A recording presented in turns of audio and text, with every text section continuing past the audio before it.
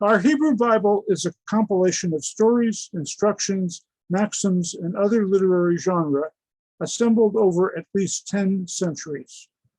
It embodies the unfolding of a concept of reality that becomes the distinctive perspective of the Jewish historical tradition.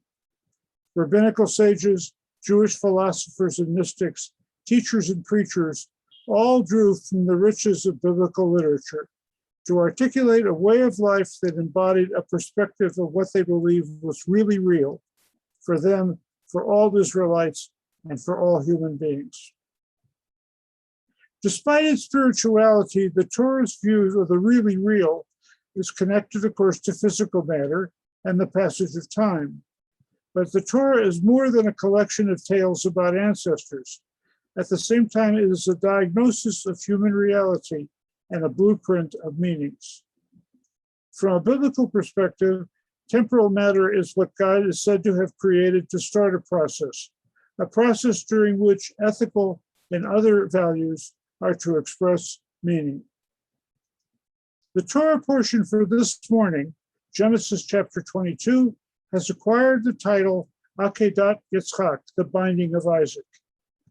Abraham is told by God to go to the top of a certain Mount Moriah and offer his beloved son Isaac there as a ritual sacrifice. Not to worry, we know that Abraham will not kill Isaac.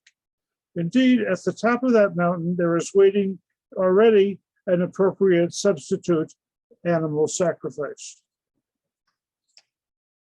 Human sacrifice was prevalent in the ancient world. There are passages of the Bible that indicate it was abhorred in Israel. A short time before, according to Genesis chapter 18, God is depicted as revealing to Abraham his intention to destroy the wicked cities of Sodom and Gomorrah. Abraham defies God. Will you sweep away the innocent with the guilty?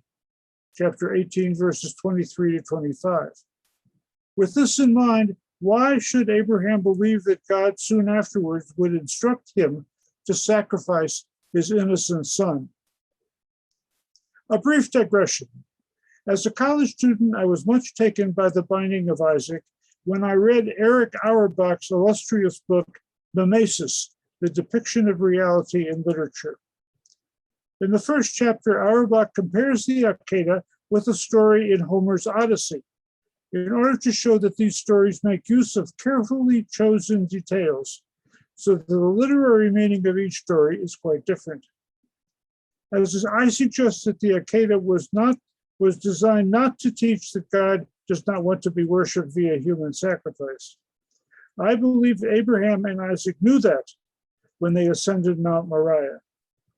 Genesis chapter 22 is the story of a test of Abraham and Isaac, but not their willingness to sacrifice a son or to be sacrificed by a father. It is a test that they would survive the test. Note this seemingly irrelevant detail, therefore, at the beginning, that Abraham and Isaac had been accompanied in their wanderings to the foot of that mountain by two lads who are not given names. These lads are told to take care of Abraham's donkey, a detail that Eric Auerbach would love. Abraham indicated to Isaac that they will return from the mountain, they, plural, in a short time. At the top of Mount Moriah, Abraham, quote, binds, unquote, his son on an altar, hence the term binding in the usual title chapter. Then he sees in the bushes the ram that is to be and was the sacrifice. You can almost say that the hero of the story was the ram, and some interpreters have actually done so. Abraham and Isaac descend the mountain, and their lives go on, and biblical and therefore Jewish history goes on.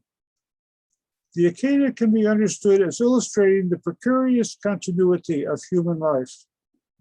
History is full of arbitrary, accidental, irrational moments, which are the product of human forces.